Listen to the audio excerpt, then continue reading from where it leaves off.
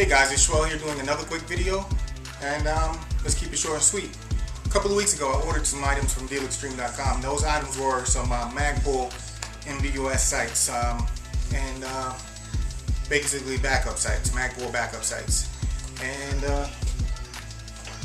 this is what I got in the mail yesterday. Now I said it took a couple of weeks. It was exactly 2 weeks from the date that I ordered them that they were delivered. I had to sign for them. Mailman came to the door, handed me the package. There you go. This is the packaging that it came in.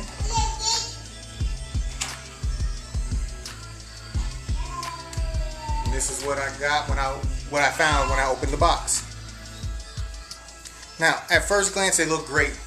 I've had quite a few sets of the real Magpul versions of these. I just could never fathom paying $99 for some backup sites. Not because they're not worth it. Who am I to judge whether they're worth it or not, outside of being a consumer, the person who's spending the money and the person who's going to use them.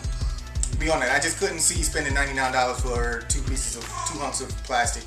Are they worth it? Maybe. Maybe to some of you, they're worth the $100 to spend.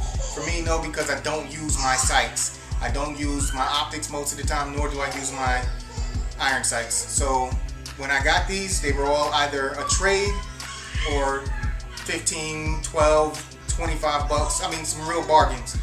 A couple of the sets were also ACM. Like I said, a few sets were the real deal Magpul.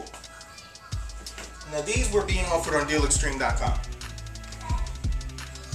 They were, let's round up to $16 a set. $16 a set shipped, free shipping.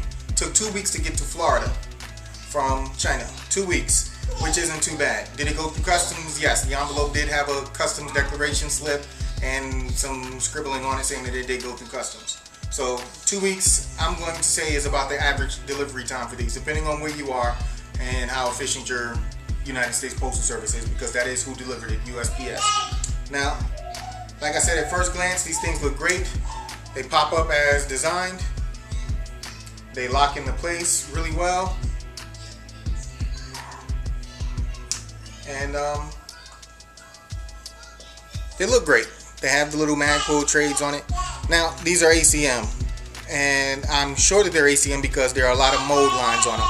There was no time taken to clean these up at all. When I pulled them out of the packaging yesterday, I had to go over them a little bit, and I only went over it a little bit. But if I really wanted them to be extremely clean, I could take a little bit of sandpaper to them and clean them up and make them look really, really, really good. All right. They go on to the rail systems really well. You just slide them on after removing this bolt and nut. Slide that out. Slide this on the rail. Get it to where you need to go. Slide the bolt back through. Tighten it down.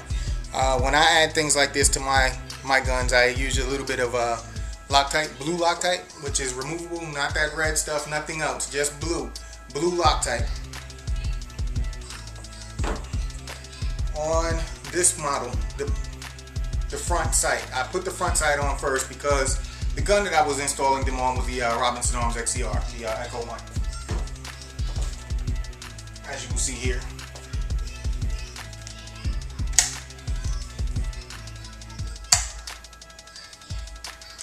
Again, I said they're cosmetic, With this optic up here, I would never use these.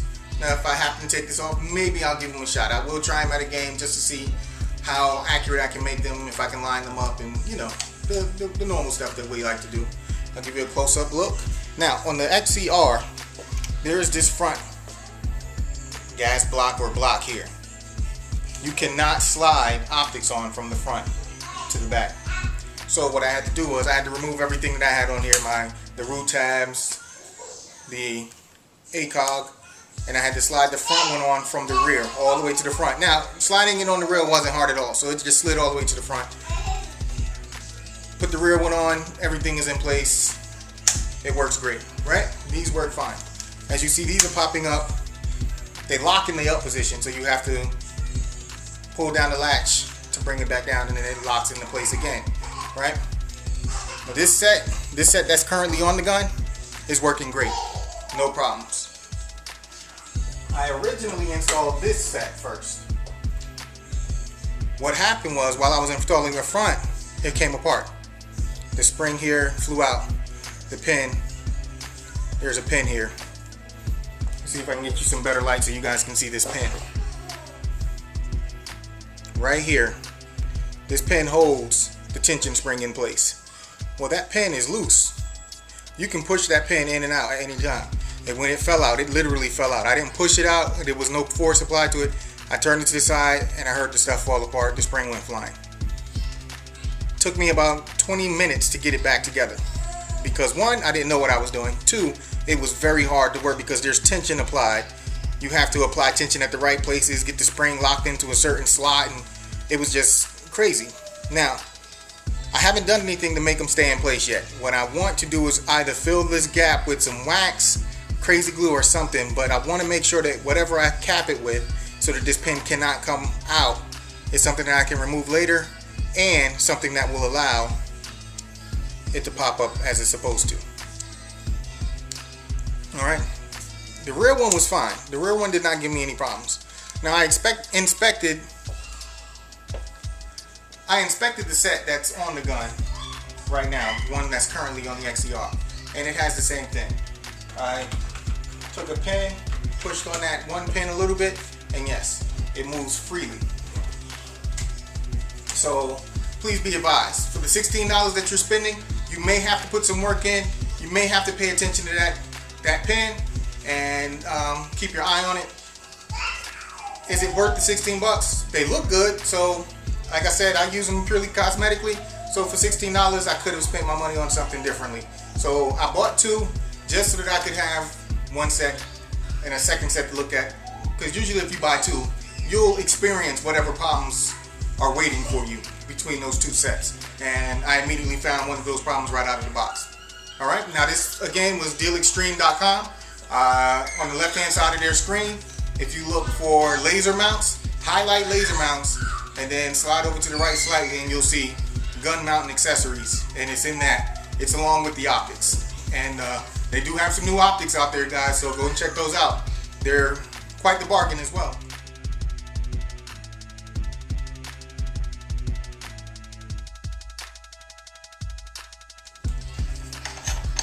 EBAirsoft.com. You guys know how much I love EBAirsoft.com. Well, I was surfing their webpage the other day and came across a SCAR type flash hider suppressor setup. And this one has Advanced Armament Core, Norcross, Georgia, USA, SCAR SD 5.56 millimeter. Nice trades on that side. Front toward enemy here.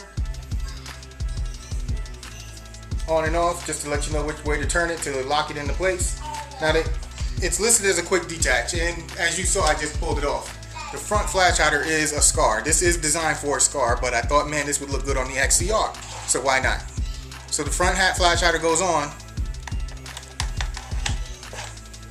Take the silencer portion and just screw it into place. Now, I've studied this thing high and low, and I am sure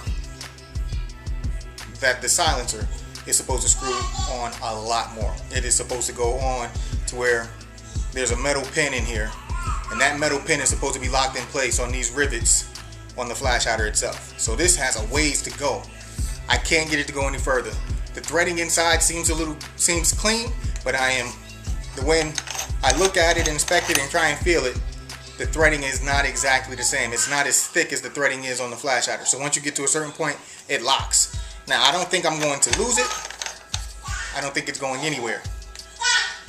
But it would be nicer if it did go all the way on and look the way that it was supposed to look. Now, granted, does it look bad to you guys? Did you guys notice that before I explained it to you? You get what you pay for. This was $32 shipped from EBAirsoft.com. Free shipping, 32 bucks, came with the flash hider and the quick detach silencer, mount suppressor, black tube, whatever you want to call it. The FPS that this gun is putting out with this on it is a consistent 380 FPS, which is about a 20 FPS drop.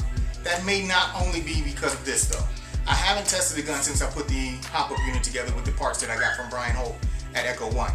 And My FPS, the last time I played with the gun, was exactly 400 FPS. High was 400, low was 396. So right now it's chronoing at 380. Now that may be based on the fact that the hop-up unit is working the way it is supposed to, and also I have an SCS nub in there, so it's a little different. Now that 380 is with the hop-up all the way off.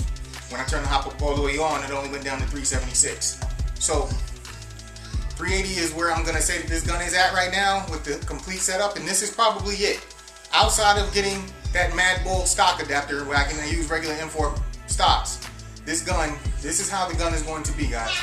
I may change this front grip to a AMG because I have one, just to see how it's going to feel, see if it works better for me with the AMG.